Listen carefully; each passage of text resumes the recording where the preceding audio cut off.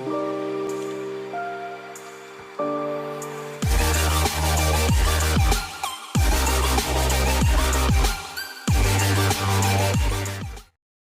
चीजें और है जिसके ऊपर आपने ध्यान रखना है। वो चीजें क्या है? आपने लीडर्स क्रिएट करने हैं, फॉलोअर्स नहीं। ओके, नाउ लीडर्स कैसे क्रिएट करते हैं? इंडिपेंडेंट लीडर्स क्रिएट करना। इसके लिए सबसे पहले तो आपके मन में ये फियर नहीं होना चाहिए। ज्यादातर लोगों में क्या देखता हूं, फियर होता है। फियर क्या होता है?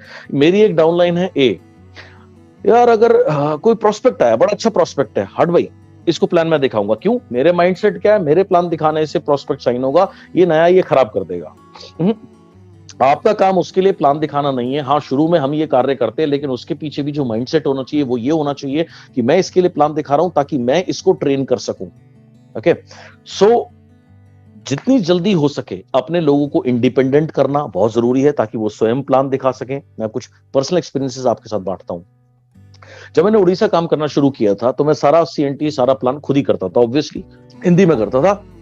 मेरे बाद सुदर्शन जी अपनी उड़िया लैंग्वेज में उसको ट्रांसलेट करते थे, समराइज करते थे अपने लोगों के लिए। Good enough. सो जब महीने 2 महीने हो गए, मैंने उनको कहा, मैंने कहा भैया ऐसा है, अब ऐसे नहीं चलेगा, आधा मैं करूंगा आधा तुम करना। शुरू मैं करूंगा, प्रोडक्ट मैं बताऊंगा, प्लान वाला पार्ट आपको करना होगा। तो बोले नहीं सर अभी नहीं होगा, अभी तो आप ही करो। मैंने कहा क्यों? मैंने कहा मैंने तुम्हें देखा तो है, मेरी मीटिंग के बाद में तुम अपने लोगों को समराइज करते हो, तो आई एम श्योर आप उन्हें बिजनेस के बारे में कुछ बताते होगे। कोई दिल वाले दुनिया ले जाएंगी स्टोरी तो तुम सुनाते नहीं होगे। तो मुझे इतना तो भरोसा है मुझे तुम्हारे ऊपर यार। तो बोले हाँ सर, पर अभी मैं नहीं कर पाऊंगा। मैंने कहा ना ना ना ना, अब आधा मैं करूंगा आधा तुम करोगे। तो मैंने जबरदस्ती खींच तान के उसे तैयार किया, आधा खुद करा आधा उससे कराया। ओके, नो, ये इंसान का एक नेचर होता है। जब आप उसके ऊपर जिम्मेदारी डालोगे, उसका स्मॉल मी सबसे पहले उसे कहता है मेरे से नहीं होगा। ये सभी का एक ह्यूमन नेचर है। ये सालों पहले एक मुझे घटना याद आ गई। मैंने दो लड़कों को रेडी किया था, स्पीकर बनाया था और मैं रन डाउन शेड्यूल बना रहा था। और मैंने दोनों पूछा, मैंने कहा ये पार्ट है, ये कौन करेगा? दोनों में से देखा, दोनों ने कहा जी नहीं। तो एक ने तो बिल्कुल कहा जी मैं तो बिल्कुल नहीं करूंगा। अब मैंने कहा देख सुन, ऐसा है, अब मैं दोनों में से किसी का नाम नहीं लिख रहा, जिसका मेरा मन आ गया मैं उसका नाम ले दूंगा और तुम्हें आके वो पार्ट प्रेजेंट करना है। अब वो कैपेबल थे, वो देख चुके थे, प्रैक्टिस कर चुके थे, लेकिन पब्लिक में बोलने में घबरा रहे थे। तो मैंने उनको बोला, मैंने कहा नहीं भाई, अब ये तो मैं उसी समय देखूंगा। तो अब मैं उस सीएनटी का होस्ट मैं ही था, एमसी मैं ही था।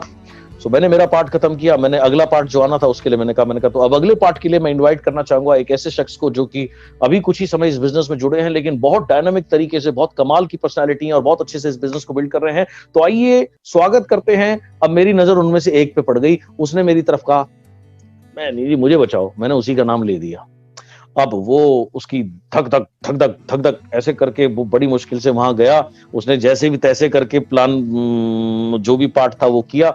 अब उसके बाद में वो इतना घबरा रहा है। अब वो क्राउड के बीच में से निकल रहा है और उसके बाद क्या बोलता जा रहा है, आज तो मर गया, आज तो मर गया, आज तो मर गया, मरवा दिया सर ने, मरवा दिया सर ने।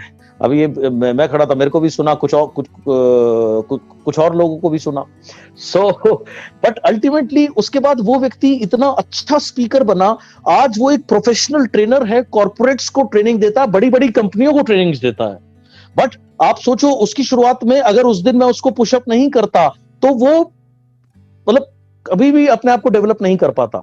सो एक लीडर का काम क्या है? लीडर्स क्रिएट करना, इंडिपेंडेंट बिजनेस बिल्डर्स क्रिएट करना। This is what you need to put in your mind.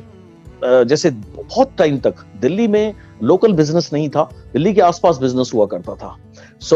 ये 2011 के आसपास की मैं आपको बात बता रहा हूँ। मैंने एक प्रोग्राम किया, मैंने ट्रेन द ट्रेनर। उसमें मैंने करीब कहा जो लोग सीरियस है, बिजनेस सीखना चाहते हैं, स्पीकर बनना चाहते हैं, आइए मैं आपको टीच करूंगा। तो करीब 25 लोग आए मेरे पास में और उसमें कंपल्शन थी, सिस्टम यूनिफॉर्म में होना जरूरी था।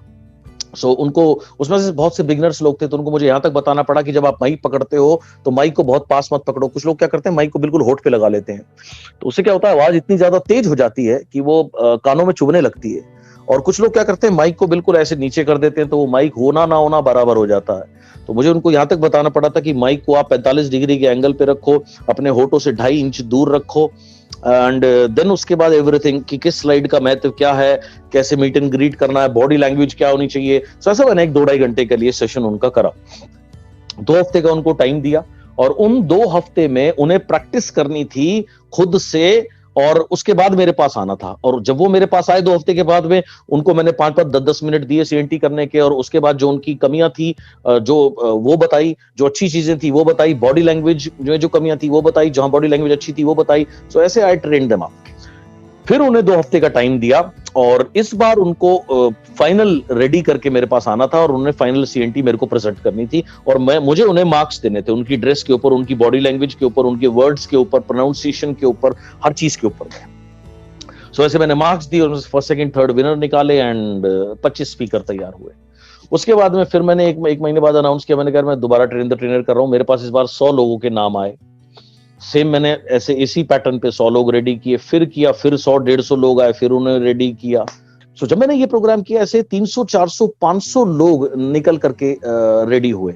उसके बाद लोगों ने कहना शुरू कर दिया, सर मेरी टीम में भी करो, सर मेरी टीम में भी करो। मैंने कहा भाई कर तो दिया, अब आप करो, आपने मुझे देख लिया, नाउ यू डू इट। सो उन्होंने करना शुरू किया। तो कुछ टाइम बाद क्या है, इतने सारे स्पीकर बन गए, इतने सारे प्लान शो होने लगे, बिजनेस ने ऑटोमेटिकली ग्रो करना ही था। फिर सबसे पहले सक्सेस सेमिनार जब मैंने इंडिया में शुरू किए थे, कोई नहीं करता था, तो उस समय 2 साल तक उसमें 200 लोग भी हॉल में बिठाने मुश्किल होते थे। We did in losses every time. So कुछ लोगों ने कहा सर इसको 3 महीने में एक बार कर दो, आप लॉस बेयर कर रहे हो। मैंने कहा मेरे लॉस की चिंता मत करो, it's you focus on building.